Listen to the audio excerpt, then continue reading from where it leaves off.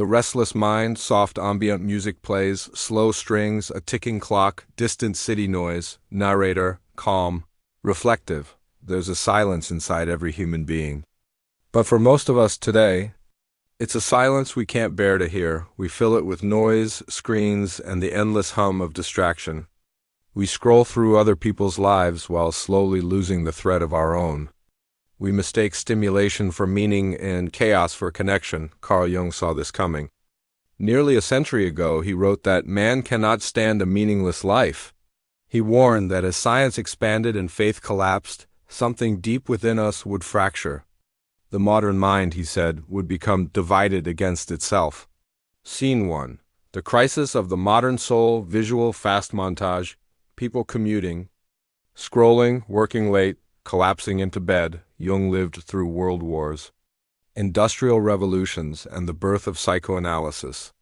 He watched humanity march forward, confident in progress. While becoming spiritually bankrupt, he said, "Man has conquered the outer world, but lost the inner one." Today, his words echo like a prophecy. We live in a time of more knowledge, more comfort, more control, and yet more anxiety than ever recorded in human history. Mental health statistics rise like the tide. But what Jung described was not just anxiety as a medical condition. It was anxiety as a spiritual epidemic. He saw it as the symptom of a deeper loss, our separation from meaning, from the unconscious, from the soul itself. Scene 2, the age of distraction, visual, smartphones glowing in dark rooms. A sea of faces lit by blue light. Jung once wrote, "People will do anything, no matter how absurd, to avoid facing their own soul." He couldn't have imagined social media, but he predicted its essence perfectly. He understood that the modern person would rather live through personas than presence, through noise than silence. In our need to be seen, we've forgotten how to see ourselves. We've become addicted to the outer image and disconnected from the inner world, the very realm Jung believed was the key to wholeness. He warned that when the external world becomes our only mirror, the unconscious will not disappear. It will rebel. In dreams, in depression, in collective chaos. And that's what we see now. A civilization haunted by its own shadow. Scene 3. Jung's diagnosis. The split psyche Jung described. Modern humanity is living with a divided psyche. He said we have built our world on rationality, on science, logic, and control, but that we've amputated the irrational, emotional, spiritual dimensions that once balanced us. He called this loss the disintegration of the modern man. To him, anxiety was not just a mental illness, it was a message, a signal that something inside us was breaking under the pressure of progress. Jung believed every culture rests on a myth, a story that gives life meaning, direction, and moral gravity. But when that story dies, when gods are replaced by algorithms and rituals, by routines, the human being drifts into psychological exile. He called it the neurosis of our time. And he predicted that in the 21st century, we would be surrounded by comfort yet consumed by fear, wired together yet utterly alone. Scene 4, the invisible war, visual montage of protests, endless news feeds, faces shouting online. The war Jung spoke of wasn't fought with weapons. It was fought inside the human mind, he said. The greatest danger to mankind is the psyche itself. We think of technology as neutral, but Jung would have seen it as the new theater of the unconscious, where our hidden desires and fears are projected for everyone to see. The internet became the collective dream of humanity, and like dreams, it's full of both revelation and chaos behind every post. Every argument, every obsession with identity or tribe, is the unconscious trying to speak, trying to force us to face the parts of ourselves we've denied, but instead of listening, we drown it out with outrage and noise. This, Jung warned, was how civilizations fall, not from external attack, but from an inner collapse of meaning. Scene 5. The lonely God. Jung once told a patient, "You are not suffering from depression. You are suffering from meaninglessness." He wrote that the modern person lives as if God were dead, but the unconscious never receive the news. In mythic terms, when the gods disappear, their energy doesn't vanish, it returns to us. In the form of neurosis, confusion, and despair, We become haunted by the divine forces we've denied. For Jung, this was the real cause of modern anxiety, not the fear of death, but the fear of living without purpose. The world has become disenchanted, and so the psyche, in desperation, creates new gods in disguise. Celebrity, money, ideology, data, fame, but these idols cannot nourish the soul. They are empty reflections of a hunger that technology cannot feed. Scene 6, the return of the soul, visual, quiet nature, the sound of breath. Yet Jung did not despair. He believed that the human spirit could recover, but only if we were brave enough to turn inward. He said the modern person's task is not to escape the world, but to reconcile with it, to make peace between the conscious and the unconscious, between the rational mind and the ancient soul within. This process he called individuation, the lifelong journey of becoming whole. And it begins where the noise ends, in silence, in the mirror of the soul. In the courage to look within, music swells. Closing narration for Part 1, narrator. The age of anxiety is not the end of humanity. It's the beginning of a transformation. Our restlessness is the first whisper of the soul, calling us back to what we've forgotten. In the next part, we follow Jung deeper into his own descent, into visions, symbols, and dreams that revealed the truth he feared most, that the shadow we run from is the one thing that can set us free.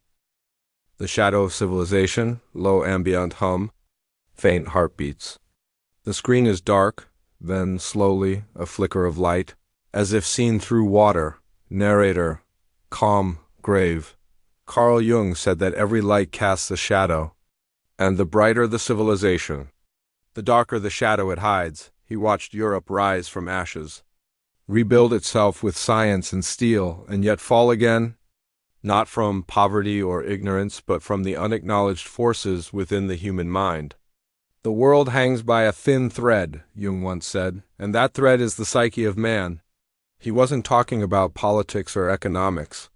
He was talking about something far more dangerous, the psychological blindness that comes when we worship progress, but forget the soul that it was meant to serve. Scene 1, progress and the fall, visual, futuristic city skylines, traffic lights, endless servers humming.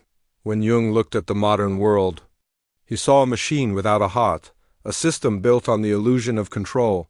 The more we conquered nature, the less we understood our own nature. He warned that we are surrounded by gadgets and inventions, but that these would soon become the idols of a godless age. The new religion, he said, would not be of the spirit, but of technology, reason, and production. And while these powers transformed our world, they also began to colonize our inner lives. We began to think of ourselves as machines, efficient, replaceable, optimized for performance, but the psyche does not obey the logic of machines. It dreams, it rebels, it demands meaning. And when that meaning is denied, it seeks it in the only places left, in addiction, extremism, or despair. Scene 2, the shadow of civilization, visual, black smoke rising, crowds moving like patterns, then breaking into chaos. For Jung, the shadow was the sum of all we refuse to see in ourselves. It is everything we hide, repress, or project onto others. He saw not just personal shadows, but collective ones, the shadow of a nation, the shadow of an age, and he warned that when civilizations deny their darkness, it doesn't disappear, it returns as chaos. Whatever is not made conscious, Jung said, comes to us as fate. He lived through an era that proved him right. The rise of totalitarian regimes, mass movements fueled by myth, and leaders possessed by archetypes they couldn't understand. He wrote that when societies lose contact with the inner world, they begin to project their unconscious onto the outer world. They turn enemies into demons, leaders into gods, and fear into ideology. Jung saw this as the psychological root of collective madness. And though he wrote these words nearly a century ago, his warning could have been written for us. Scene 3, the age of the persona, visual, social media feeds flashing, people curating their identities, filters morphing faces.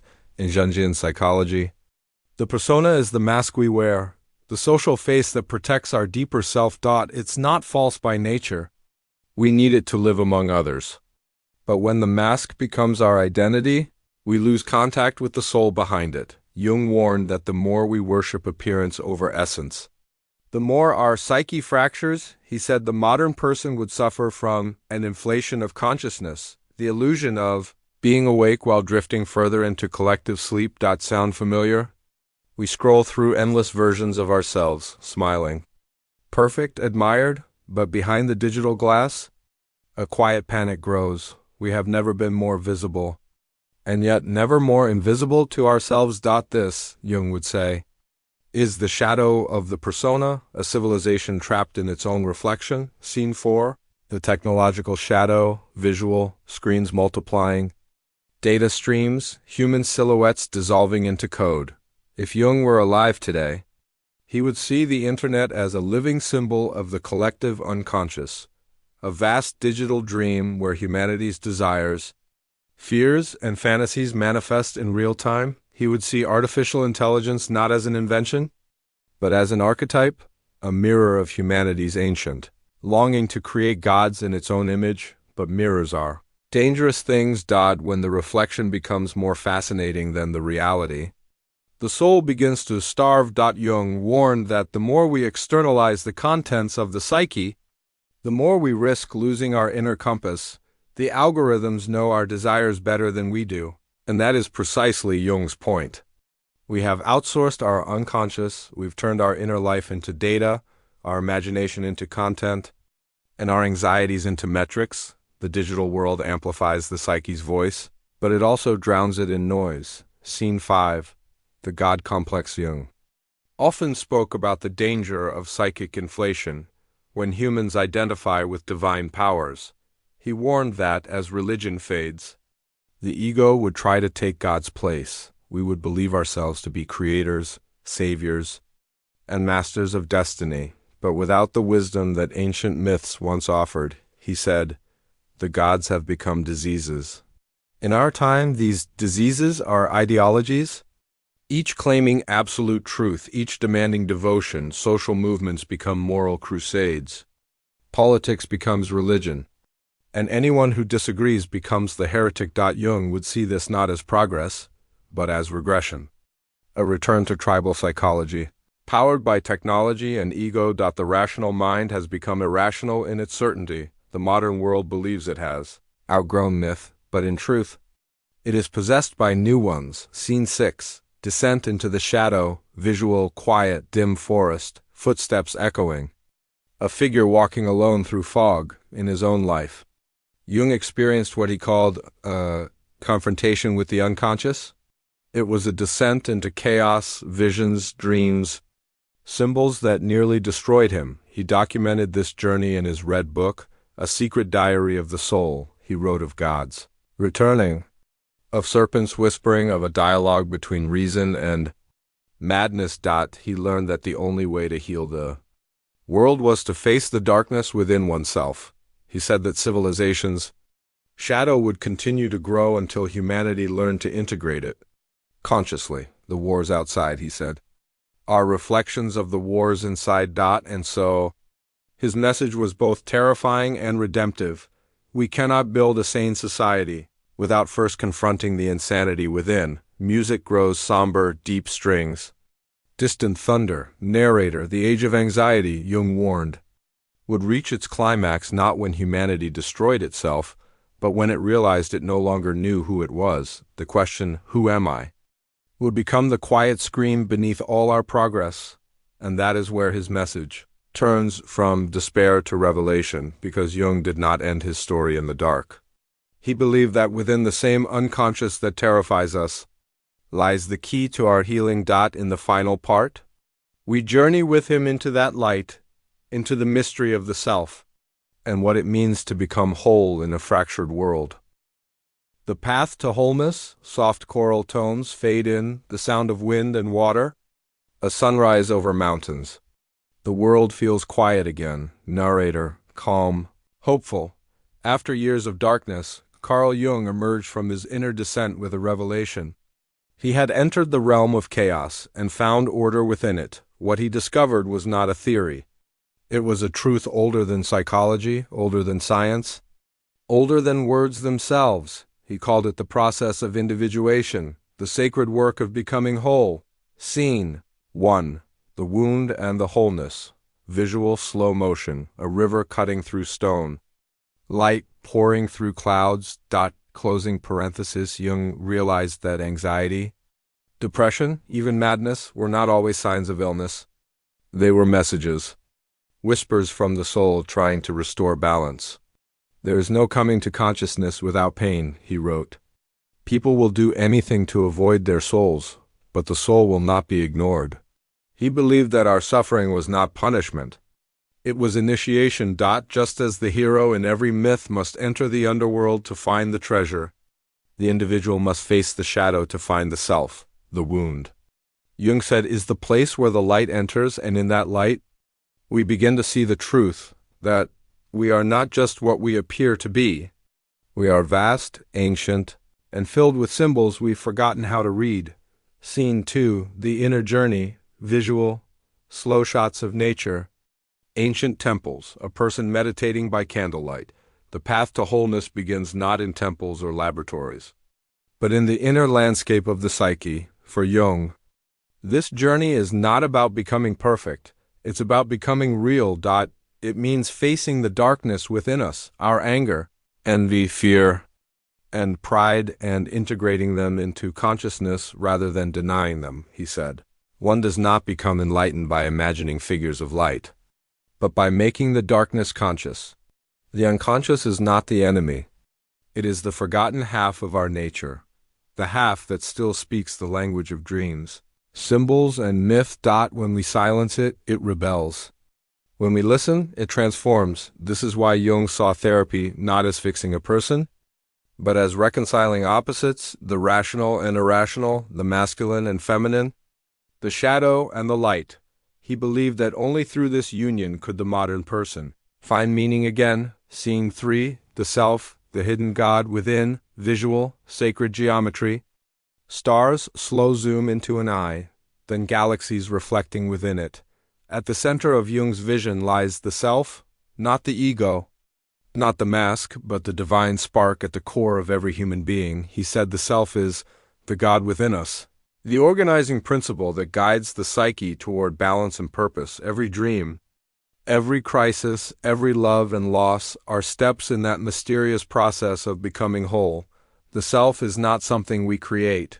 It's something we uncover. It was always there, hidden beneath the noise of personality and fear. For Jung, this realization was not blasphemy, it was salvation.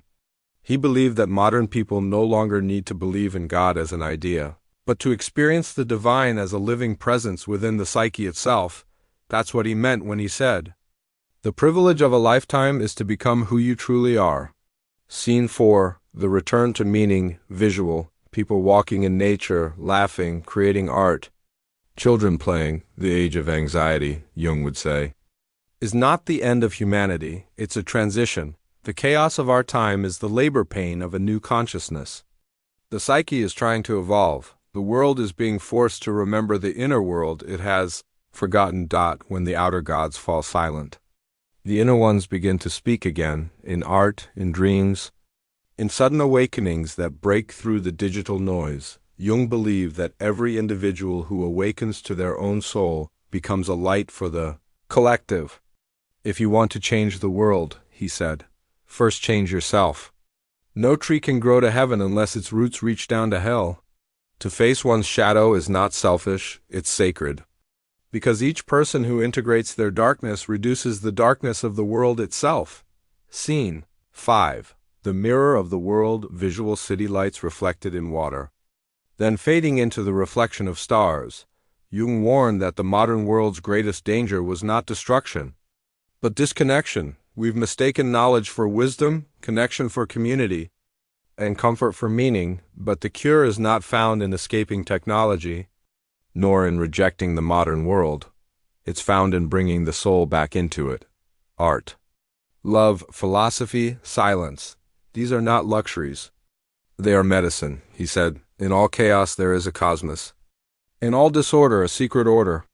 The task of the individual is to discover that hidden order, to find stillness within the storm. When we do, Anxiety transforms into awareness. Fear becomes understanding. The fragmented self begins to remember its wholeness. Scene 6. Jung's final warning and hope. Visual old footage of Jung in his garden at Boingen Tower. Lake water shimmering. In his final years, Jung built a stone tower by a lake in Switzerland. He called it his representation of the psyche. He carved symbols into its walls, built altars, and lived there without electricity, a man of science returning to the simplicity of myth. He said that the modern person must find the myth they are living. Without it, we are lost in a world of facts but starved of meaning. And so, his final warning still stands, that civilization cannot survive if it forgets the soul, but he also left a promise, that within every person, beneath the anxiety, the distraction, the noise, there is a deeper self waiting to be remembered. He said, as far as we can discern, the sole purpose of human existence is to kindle a light in the darkness of mere being. That is the message Jung left for the modern world.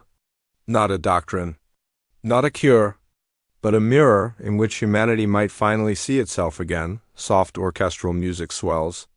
The narrator's voice fades into the horizon. Narrator, final words. The age of anxiety is not a curse. It is a calling. A call to awaken, to remember the forgotten depths of the human soul, and to walk one by one out of the shadow and into the light.